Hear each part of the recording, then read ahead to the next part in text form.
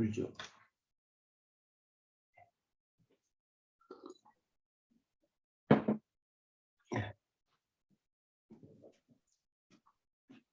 한 주간 평안하셨습니까? 네. 이제 2주가 지나고 다음 주면은 이제 저희가 멕시코에 이제 도착하게 됩니다. 그래서 원래 이제 추수감사주일이 다음 주일이 추수감사주일인데 한 주는 추워서 제가 도착한 뒤에 28일 주일에 우리 추수감사 예배로 드리려고 장로님과 의논을 했습니다. 그래서 이 28일 주일 11월 마지막 주일에 추수감사 예배를 드리면서 우리 여러분 모두가 예배당에 나오셔서 우리 대면 예배로 나가는 그런 기회가 되기를 바라고 있습니다. 지금까지는 우리 대면 예배와 영상 예배를 함께 드렸습니다만은 이제 부득이한 사정이 특별한 사정이 있는 분들을 제외하고는 함께 이제 대면 예배로 나아갈 수 있도록 그렇게 준비해 주시기를 바랍니다. 우리는 지난 몇 주간 우리 시험과 유혹에 대해서 말씀을 살피면서 우리 지난 주일에는 성적 유혹에 대해서 말씀을 드렸습니다. 특별히 이제 해외에 나와 있고 이런 경우에 더더욱 더 성적 유혹이 많은 그런 이 환경 속에 살 수 있기 때문에 특별히 더 이 성적 유혹은 조심해야 된다는 사실을 말씀드렸는데요. 이 성적 유혹에 못지않게 강력한 또 하나의 유혹이 바로 물욕, 즉 돈의 유혹입니다. 오늘 말씀을 준비하면서 여러 자료들을 찾아보고 준비하는 가운데 이제 그리스도인의 최종 원칙이라는 이런 책 서문에 보면은 이런 글이 있어서 깜짝 놀랐습니다. 많은 사람들이 성경은 개인의 재정관리와 같은 세속적인 일과는 상관이 없는 영성에 대한 책이라고 여긴다. 과연 그럴까? 저자는 재정이란 주제에 대한 성경적인 연구를 진행하면서 신약 성경의 돈과 재정에 대한 구절이 구원이나 믿음에 대한 구절보다 거의 10배나 많다는 사실을 발견하고 놀라지 않을 수 없었다고 고백하는 것을 봅니다. 이제 신약 성경에는 믿음에 관련된 구절이 215개, 구원에 관한 구절이 218개인데 반해 금전 및 재정의 청지기적 책임에 대한 그러한 이 구절은 무려 2084개나 된다.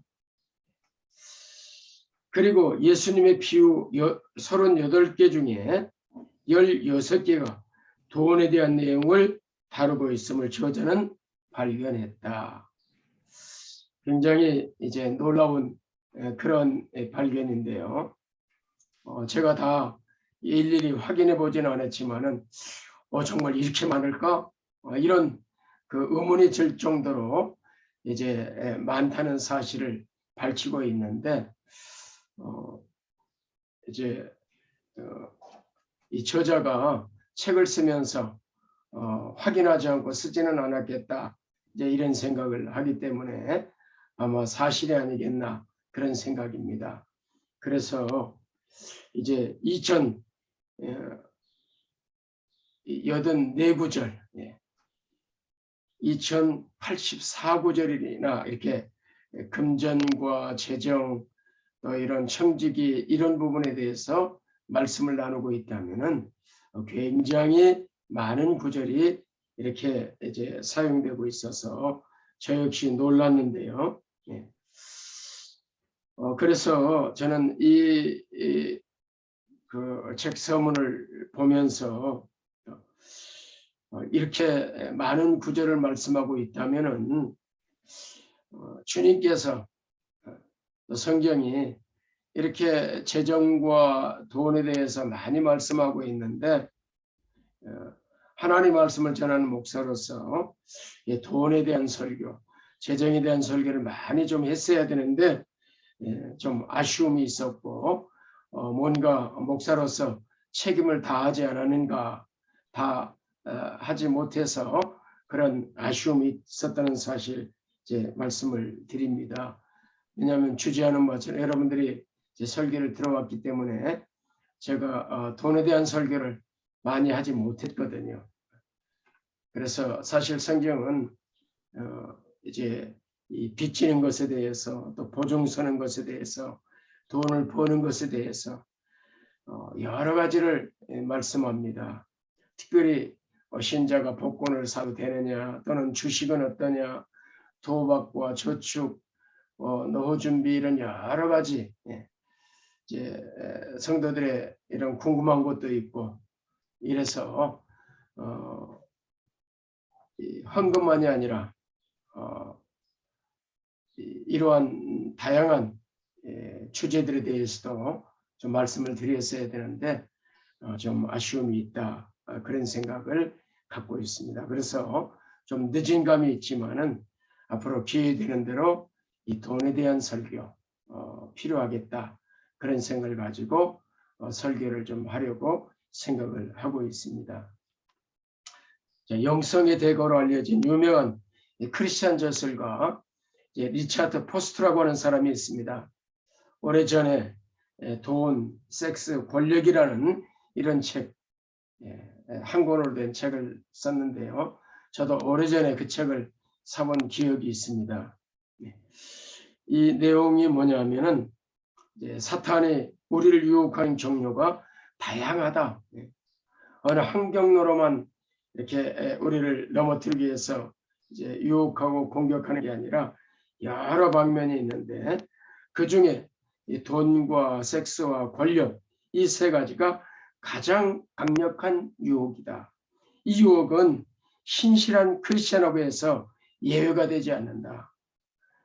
그래서 신실한 크리스천들도 이 세 가지 유혹을 결코 피할 수가 없다 하는 사실을 경고하고 있는 책입니다. 그러면서 모든 크리스천들은 이 세 가지 유혹이 나라고 해서 피해가지 않는다 하는 사실을 기억하고 경각심을 가지고 이러한 유혹들에 잘 대처하고 이겨내야 된다라고 이제 이렇게 권고하고 있는 책이 바로 이 리차드 포스트가 쓴 돈과 섹스와 권력이라는 책이었습니다. 사실 우리가 지난 주일에 살펴본 성적 유혹에 넘어간 삼손은 태어나면서부터 구별해서 하나님께 바쳐진 나실인이었습니다. 그럼에도 불구하고 이 삼손이 성적인 유혹에 넘어가서 그 삶이 비참하게 끝이 났던 것을 우리가 지난 시간 살펴봤고요. 다윗 역시 하나님으로부터 내 마음이 합한 사람, 내 마음에 꼭 드는 사람이라는 그런 하나님의 칭찬과 평가를 받았던 위대한 하나님의 사람이고, 이스라엘의 역사에 있어서 성군 중에 성군이라는 이런 평가를 받고 있는 아주 위대하고 훌륭한 왕이었지만은, 그러나 사탄은 이러한 대단한 하나님의 사람임에도 불구하고 유혹을 했고, 다윗은 이 유혹에 이제 미혹돼서 그래서 넘어졌고, 그 인생이 이제 가정이 붕괴되고 가정적으로는 아주 어려운 그런 이제 어려웠던 그런 이 가정사를 갖고 있는 다윗인 것을 우리가 보게 됩니다. 그래서 이제 이 유혹, 특별히 성적 유혹은 아주 조심하고 또 조심해야 된다. 특별히 요셉의 경우를 살펴보면서 성적인 유혹은 어쨌든 피해가는 것이 가장 좋은 비결이고, 무엇보다도 늘 하나님 앞에서 신전의식을 가지고 하나님이 보고 계신다. 그 누구도 보지 않지만 하나님이 보고 계신다. 특별히 이제 해외 또는 출장이나 해외에 홀로 나와 있는 분들, 부부가 함께 가족과 함께 계시자는 분들은 이러한 환경 속에서 늘 조심하고 또 조심하는 일이 필요하다 하는 사실을 말씀드렸습니다. 오늘 말씀드리려고 하는 물질, 즉 돈에 대한 유혹도 이러한 성적인 유혹에 못지않는 아주 강력한 유혹입니다. 이 유혹도 크리스찬이라고 해서 찾아오지 않는 게 아니라 사탄은 여전히 크리스찬도 유혹하고 있고 우는 사자처럼 상실자를 찾고 있기 때문에 역시 이 돈에 대한 유혹도 아주 세심한 그러한 주의를 기울여야 될 그러한 유혹 중에 하나입니다. 나와는 상관없다 이렇게 생각하지 마시고 오늘 이 말씀에 진지하게 귀를 기울이면서 우리의 많은 관심, 어떤 면에서 우리 삶의 많은 부분을 차지하고 있는 이 물질, 즉 돈에 대한 이 유혹에 대해서 성경이 뭐라고 말씀하는지 귀를 기울이면서 이 유혹이 많은 시대를 또 말씀으로 이겨나갈 수 있는 그런 말씀이 되기를 바랍니다. 자, 본문으로 우리 가도록 그렇게 하지요. 야고보서 1장 13절에서 15절입니다. 물 좀. 자, 야고보서 우리 본문 다시 한번 보겠습니다. 가주세요. 괜찮아요. 같이 한번 더 읽도록 합니다.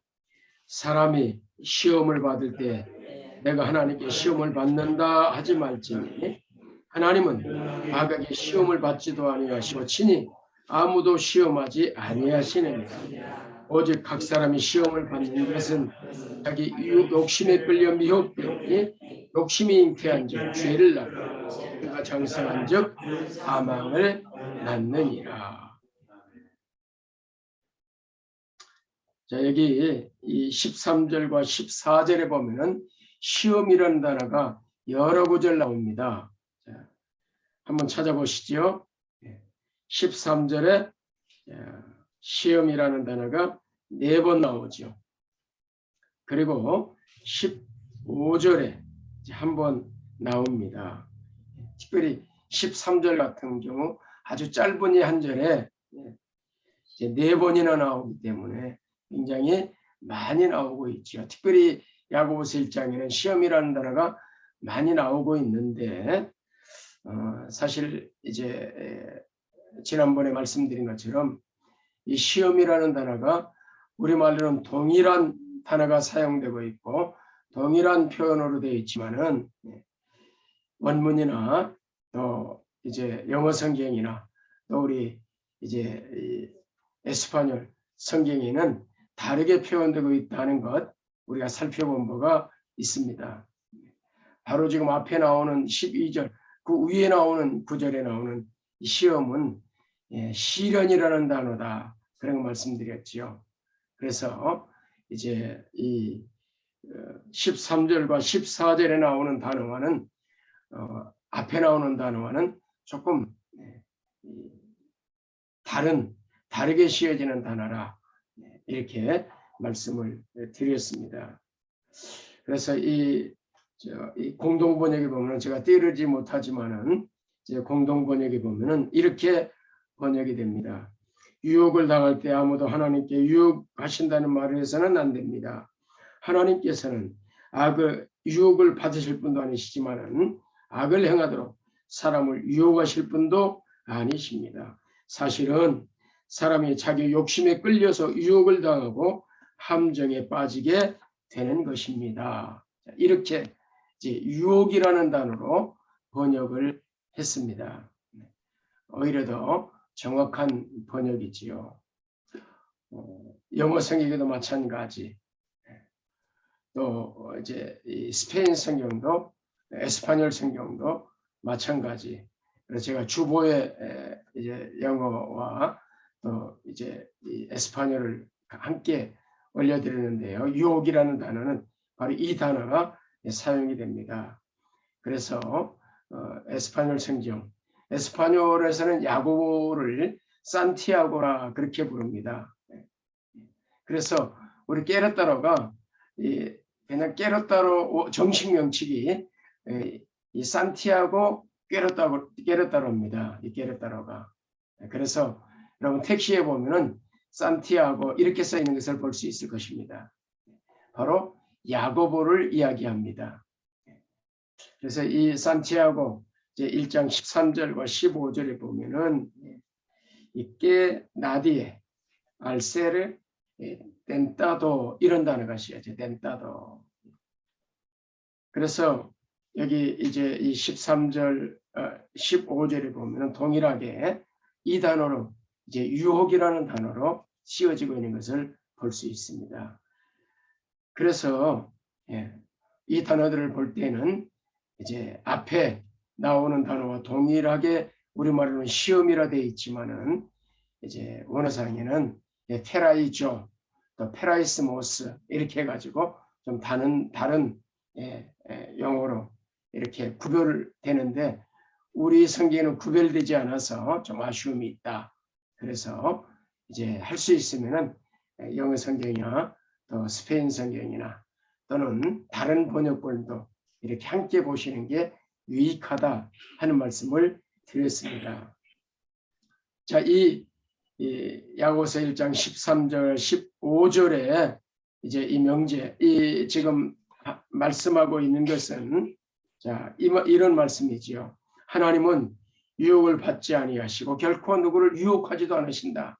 왜냐하면 유혹이라는 것은 죄에 빠뜨리는 것이거든요. 시련은 다 죄에 빠뜨리는 게 아니에요. 시험을 이기는 사람은 죄에 빠지지 않지요. 그래서 욥에 대한 시험은 욥이 겪은 이 고난, 시련, 그가 하나님께 죄를 범하느냐 안 하느냐는 시험이었었지요. 그리고 테스트라는 시험도 역시 마찬가지지요. 하나님은 때로 테스트하신다 하는 사실 우리 말씀드렸지요. 그러나 하나님은 때로는 우리에게 시련을 허락하기도 하시고 때로는 이러한 이 테스트의 시험을 하기도 하시지만은 유혹의 시험, 우리말로는 하나님은 유혹하지 않으신 분이세요. 유혹을 받지도 아니하시고 누구를 유혹하지도 않으세요. 그래서 말씀하지요. 혹 유혹을 받고 넘어졌을 때 이거 하나님이 나를 유혹해서 이런 말하면 안 된다는 거. 왜냐하면 하나님은 결코 유혹해서 누군가를 죄에 빠뜨리도록 이렇게 하는 분이 아니시기 때문에 그렇습니다. 오히려 시련을 통해서 이기고 그래서 정금같이 나오도록 이렇게 하시긴 하시지만은 죄에 빠지게는 하시지 않으세요. 그래서 유혹을 받지도 아니하시고 유혹하지도 않으신다. 그렇게 말씀하는 거죠. 그러므로 하나님이 유혹하신다 하고 하나님 핑계를 대서는 안 된다. 그런 말이죠. 그러면 왜 유혹에 넘어가는가? 오늘 본문은 탐욕, 즉 욕심 때문이다. 그렇게 이야기를 하지. 그래서 이 탐욕을 인해서 유혹에 넘어가면 죄를 범하고 그 죄의 결과는 사망이라. 유명한 15절의 구절이 이제 욕심이 잉태한 즉 죄를 낳고 죄가 장성해서 사망을 낳는다. 라고 말씀하는 이 말씀. 대부분 신자들이 외우고 있는 말씀 가운데 하나지요. 오늘 우리가 살펴볼 이 이제 실례를 통해서 이 말씀이 어떻게 이제 성경에 이해들이 있는지 또 드러나는지 한번 살펴보려고 합니다. 자, 여호수아서 7장인데요. 7장 20절에서 21절입니다.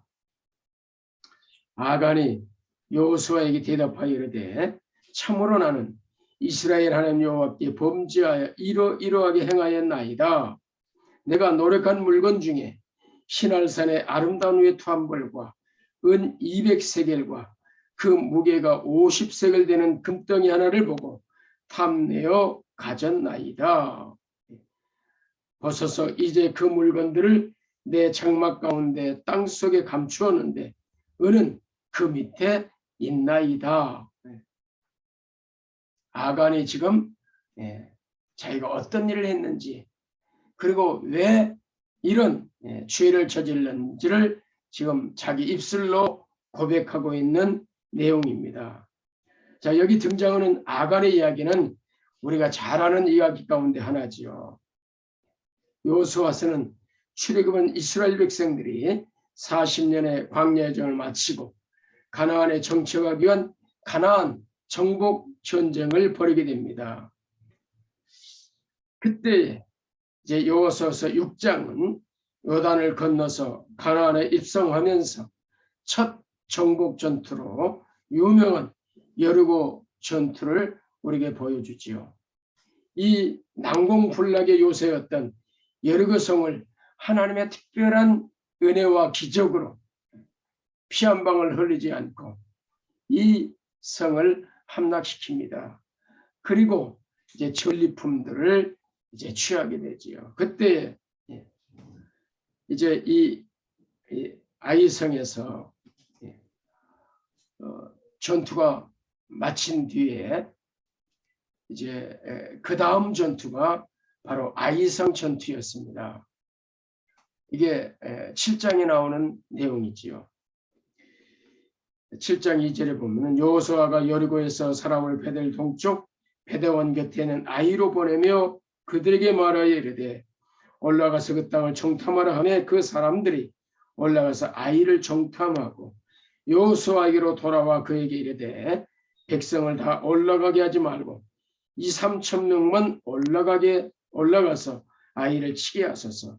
그들은 소수이니 모든 백성을 그리로 보내어 수고롭게 하지 마소서 하므로 백성 중 3,000명쯤 그리로 올라갔다가 아이 사람 앞에서 도망했다.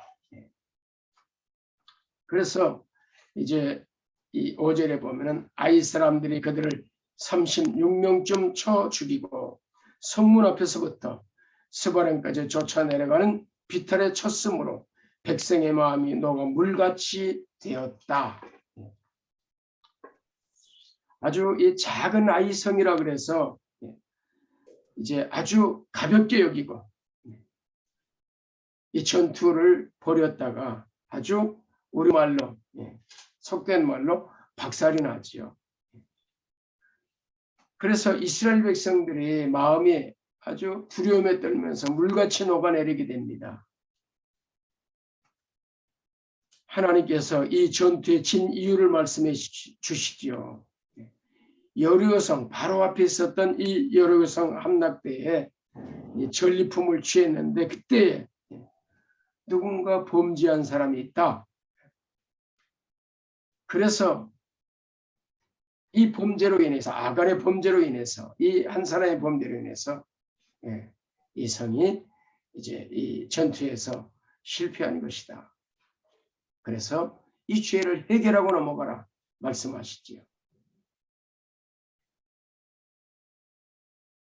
바로 이제 이 아간이 탐욕을 품고 이제 전리품 가운데서 이 돈, 물질을 재물을 숨겨놓은 것이지요. 아간의 고백이 이 고백이지요. 내가 노래간 물건 중에서 신할산에 아름다운 외투 한 벌과 은 200세겔과 그 무게가 50세겔 되는 금덩이 하나를 보고 탐내어 가졌나이다. 내가 탐욕이 생겨서 내가 돈의 유혹을 받아서 이 탐욕으로 말미암아 내가 이렇게 돈을 숨겼습니다. 바로 탐욕이 문제지요. 그는 돈의 유혹을 받은 것이죠. 그래서 야고보서 1장에서 말씀한 것처럼 오직 각 사람이 시험을 받는 것은 유혹을 받는 것은 자기 욕심에 끌려 미혹됨이니 탐욕에 끌려 미혹됨이니 그래서 이 탐욕, 욕심이 잉태한 적 죄를 낳고 죄가 장성한 적 사망을 낳는다.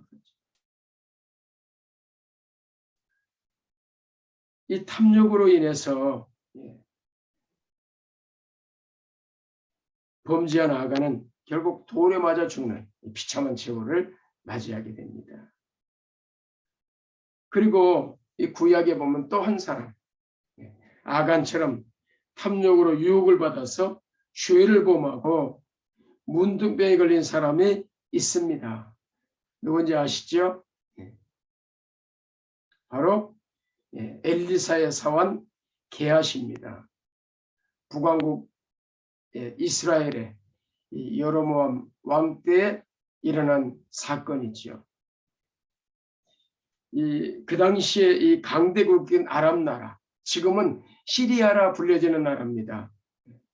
다마스쿠스, 다메섹을 수대로 두고 있던 나라입니다. 늘 이 북왕국과 이스라엘과 인접해가지고 북왕국 이스라엘을 괴롭혔던 나라 가운데 하나가 바로 아람 나라였습니다. 이 아람 나라의 군대 장관, 나만 장군, 우리 주일학교 때 많은 연화와 더불어서 많은 들은 이제 설교가 바로 이런 설교였지요. 나만 장군. 문둥병에 걸려가지고 있던 이 나만 장군이 한 여종의 소문을 듣고 이제 이 엘리사를 찾아오자 많은 선물 바리바리 싸가지고 찾아왔다가 요단강에 7번 담그고 이 문둥병이 깨끗하게 낫게 되지요. 그래서 이제 엘리사에게 이제 이제 살해를 하기 위해서 가지고 온 예물을 이제 그 어마어마한 물질을 재물을 이렇게 살해로 하는데 엘리사가 받질 않지요. 그리고 그냥 돌려보냅니다. 이 모습을 본 이 엘리사의 사원이었던 게하시가 이 돈에 대한 욕심이 생겼지요. 그래서 돌아가는 이 나만 장군을 쫓아가서 거짓말을 하고 이제 가지고 있는 이 재물을 가지고 좀 가져오게 되지요. 열왕기하 5장에 보면은 이렇게 말씀해요. 하나님의 사람 엘리사의 사원 게하시가 스스로 이르되 내 주인이 이 아람 사람 나아만에게 면하여 주고 그가 가지고 온 것을 그의 손에 받지 아니하였도다. 여호와께 살아계심을 두고 맹세하는 내가 그를 쫓아가서 무엇이든지 그에게 받으리라 하고 나아만을 쫓아가서 22절 그가 이르되 우리 주인께서 은 1달란트와 옷 2벌을 주라 하시더이다 하고 거짓말을 하지요. 그래서 나아만이 이제 은 1달란트가 아니라 2달란트를 받으라 하고 아주 강권해서 2달란트를 전대매에서 이제 이렇게 주고 옷 2벌을 아울러서 두 사원에게 자기 종 2사람에게 지워가지고 이제 가져가. 이게 얼마나 많은 건지 그냥 들고 갈 수 없어서 2명의 종이 이제 짊어지고 갈 그런 분량이 있죠. 그래서 24절에 보면은 언덕에 이르러서는 게하시가 그 물건을 두 서안의 손에서 받아 집에 감추고.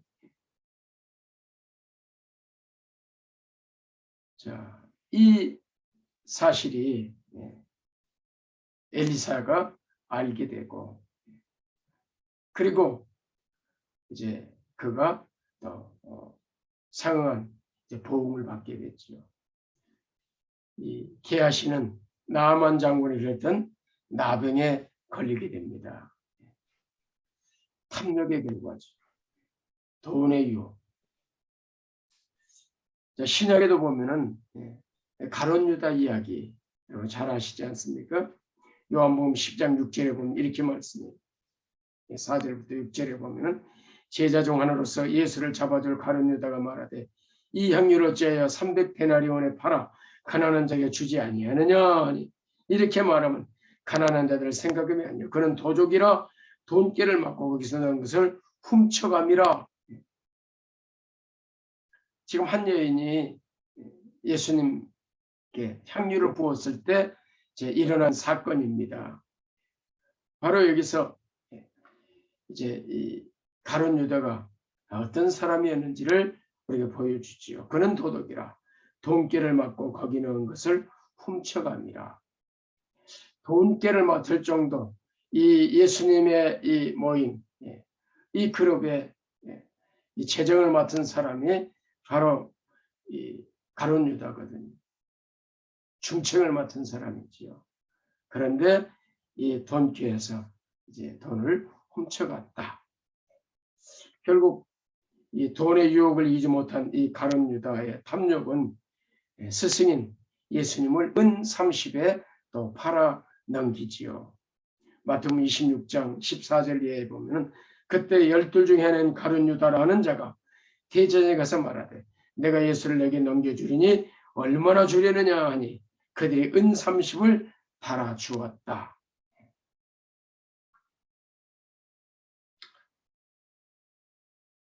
가룟 유다 역시 욕심이 잉태한 즉 죄를 낳고 죄가 장성한 즉 사망을 낳는다는 이 말씀처럼 비참한 최후를 맞이하게 됩니다. 마태복음 27장에 보면은 유다가 은을 성소에 던져놓고 물러가서 스스로 목매어 죽은지라 그러죠. 어쨌든 우리가 지난주에 살펴본 삼손이나 다윗이 성적 유혹에 넘어갔다면 아가지나 게하시 이 가룟 유다는 물질에 대한 탐욕, 즉 돈의 유혹에 넘어간 사례 가운데 하나들입니다. 그래서 성경은 탐심은 우상숭배라고 강력하게 경고하고 있습니다. 또 돈을 사랑하며 일만에게 뿌리라 말씀하고 있습니다. 골로새 3장 5절에 보면 그러므로 땅에 있는 지체를 죽이라 곧 음란과 부정과 사욕과 악한 정욕과 탐심이니 탐심은 우상숭배니라 말씀하지. 디모데전서 6장 10절에 보면 돈을 사랑하며 일만하게 뿌리가 되나니 이것을 탐내는 자들이 미혹을 받아 믿음에 섰다나 많은 근심으로써 자기를 찔렀도다 라고 말씀합니다. 그 어느 때보다도 돈의 유혹과 탐욕이 가득한 이 시대를 살아가는 우리에게 경종을 울리는 경고의 말씀입니다. 인간의 이 탐욕은 밑빠진 항아리처럼 만족을 모르는 그런 특징을 가지고 있습니다. 특별히 돈을 향한 인간의 탐욕은 마시고 마셔도 채워지지 않는 갈증처럼 끝이 없습니다. 사실인지는 모르겠습니다만은 오래전에 어느 기자가 이제 삼성 이병철 회장님이 살아계셨을 때에 이건희 아버지가 바로 이병철 씨지요. 이런 질문을 했다고 합니다.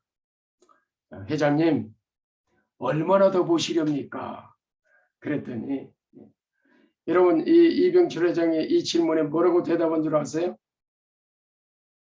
이렇게 대답했다 그래요. 조금만 더, 조금만 더.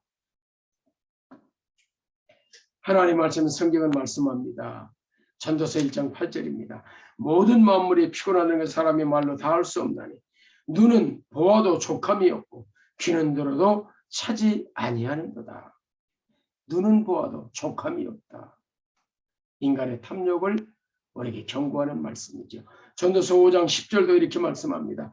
은을 사랑하는 자는 은으로 만족하지 못하고 풍요를 사랑하는 자는 소득으로 만족하지 아니하나니 이것도 헛되도다. 이처럼 돈에 대한 탐욕은 만족함이 없기에 사탄은 이 돈으로 신자들을 유혹하는 것입니다. 그래서 이 시대를 만몬 시대, 돈이 우상인 시대 이렇게 이야기를 하고 있죠. 사실 많은 사람들이 크게 오해하는 것 중에 하나가 돈이 많으면 행복할 것이다라고 생각하고 그래서 죽어라 돈을 벌고 돈을 쌓아놓으려고 합니다. 그러나 우리가 살아보면 그렇지 않다는 사실을 너무도 잘 알지요. 노르웨이 시인이었던 이 아르네 가르보그라는 사람은 음식은 살 수 있지만 식은 살 수 없고, 약은 살 수 있지만 건강은 살 수 없고, 푹신한 침대는 살 수 있지만 잠은 살 수 없고, 지식은 살 수 있지만 지혜는 살 수 없고, 장신구는 살 수 있지만 아름다움은 살 수 없고, 화려함은 살 수 있지만 따뜻함은 살 수 없고, 재미는 살 수 있지만 기쁨은 살 수 없고, 지혜는 살 수 있지만 친구는 살 수 없고, 하인은 살 수 있지만 충직함은 살 수 없다라고 했습니다. 그럼에도 불구하고 사람들은 돈만 있으면 다 될 것처럼 그렇게 돈에 대한 갈증을 가지고 살기 때문에 사탄이 이 돈으로 유혹하는 것이죠. 그 탐욕을 유혹해서. 그렇기에 이 탐욕 시대, 만몬이 우상인 시대에 거룩하게 구별된 삶을 살아야 하는 하나님의 자녀인 우리는 어떻게 살아야 되겠는가? 우리 주님께서는 이렇게 말씀하셨습니다. 누가복음 12장입니다. 그들에게 이르시되 상가 모든 탐심을 물리치라. 사람의 생명이 그 소유에 돈의 녹록함에 있지 아니하다 말씀하셨어요. 돈이면 다 된다. 이게 아니다고 말씀하는 거죠. 그러면서 탐심을 물리치라고 말씀하세요. 어떻게 하면 탐심을 물리칠 수 있겠습니까? 먼저 우리가 누구인가, 그리스도의 정체성이 무엇인가 이걸 아는 게 대단히 중요합니다. 갈라디아서 5장입니다. 이 구절은 우리 좀 찾아서 같이 읽도록 하겠습니다. 갈라디아서 5장 24절입니다. 갈라디아서 5장 24절. 우리가 도대체 누구인가? 어떤 사람인가? 예수 믿는다는 것이 무엇인가? 우리가 말씀하죠. 같이 한번 읽겠습니다. 시작합니다.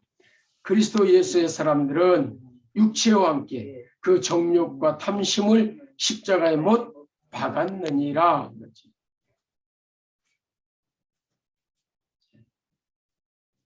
갈라디아 2장 20절은 여러분이 잘 외우는 말씀이지요.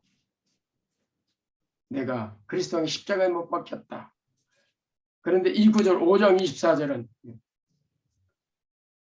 잘 기억하지 못하기도 하는데, 그러나 어떤 면에서는 이 5장 24절을 꼭 기억하시는 게 중요합니다. 그리스도 예수의 사람들, 도대체 그리스도 예수의 사람이란 어떤 사람이냐? 육체와 함께 그 정과 욕심, 그 정욕과 탐심을 십자가에 못 박은 사람, 그가 바로 그리스도입니다. 이 사실을 기억해야 돼. 그리스도인이 누구냐? 그리스도 예수의 사람은 어떤 사람이냐? 저 여러분은 바로 그리스도 예수의 사람들이 아닙니까? 정욕과 탐심을 십자가에 못 박은 사람. 예수님께 십자가에 못 박으실 때 우리가 바로 그 자리에 있었다. 그 2000년 전의 역사적인 사실이 오늘의 사건이 되는 것이 바로 구원 사건이지요. 그 사실을 확인하고 그리고 여러 사람들 앞에서 증언하는 것이 바로 세례의식이지요. 나는 죽었다. 나는 십자가에 죽었다. 정과 욕심을 십자가에 못 박았다. 그리고 주님 부활할 때 함께 살았다. 그리스도의 연합, 이것이 굉장히 중요한 것이죠. 그리스도의 연합에서 나는 죽고 나는 새로운 사람으로 살았다. 정욕과 탐심을 십자가에 못 박은 새로운 사람으로 사는 게 그리스도인이다. 내가 누구냐? 그리고 디모데전서 6장 7절과 8절의 말씀도 기억하시는 게 좋습니다. 우리가 세상에 아무것도 가지고 온 것이 없으니 또한 아무것도 가지고 가지 못하리니 우리가 먹을 것과 입을 것이 있은즉 족한 줄로 알 것이니라. 먹을 것과 입을 것이 있은즉 족한 줄로 알아라. 우리가 아무것도 가지고 오지 않았다. 그래서 아무것도 가지고 가지 못합니다. 그래서 베드로 사도는 베드로서 1장에서 신자를 나그네라 그렇게 표현하죠. 여러 갑보도기, 아시아, 비두니아 여러 곳에 터진 나그네들에게 편지하노니 그러면서 나그네라 그런 표현을 쓰고 있습니다. 나그네는 사실은 짐이 가벼워야 돼요.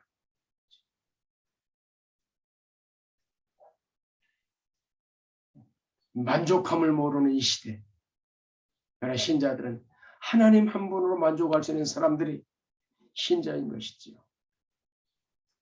물질이 얼마나 많느냐, 얼마나 적으냐, 이것이 우리가 커다란 의미가 있지 않다는 것.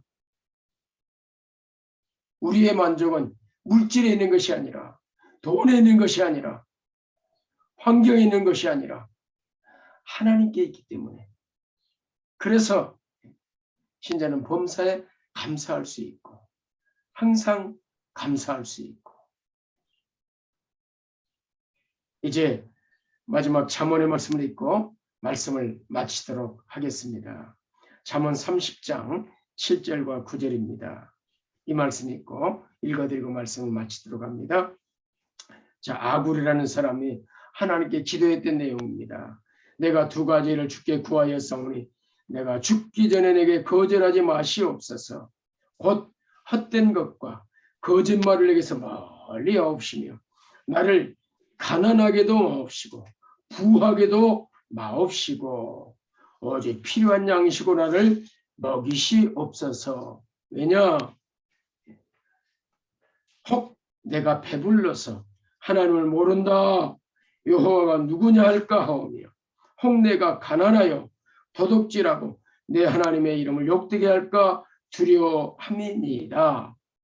기도하겠습니다. 하나님, 아굴이 기도했던 이 기도, 유혹하는 이 시대, 탐욕의 시대를 살아가면서 이 아굴의 기도가 오늘 우리의 기도가 되기를 원합니다. 하나님 도와주셔서 우리가 누구인가를, 우리의 정체성이 무엇인지를 알게 해주시고 기억하며 살게 해주시기를 원합니다. 그리스도 예수의 사람들은 육체와 함께 그 정욕과 탐심을 십자가에 못 박은 사람이라는 사실을 기억하며 살게 해 주옵소서. 우리가 이 세상에 아무것도 가진 곳이 없으며 아무것도 가지고 가지 못하리니 우리가 먹을 것과 입을 것이 있은즉 족한 줄로 알라고 하는 이 말씀을 기억하면서 살게 해주셔서 하나님, 사탄의 우는 사자처럼 산길의 자를 찾으며 이 돈, 물질로 우리를 유혹할 때에 하나님, 이 유혹들을 넉넉히 이길 수 있도록 도와주시기를 원합니다. 그리하여 이 만몬의 우상인 시대를 하나님의 신실한 백성으로 살아가도록 축복해 주셔서 거룩한 구별된 백성으로 거룩한 삶들을 살게 해 주옵소서. 예수님의 귀하신 이름으로 감사하며 기도하옵나이다. 아멘. 찬송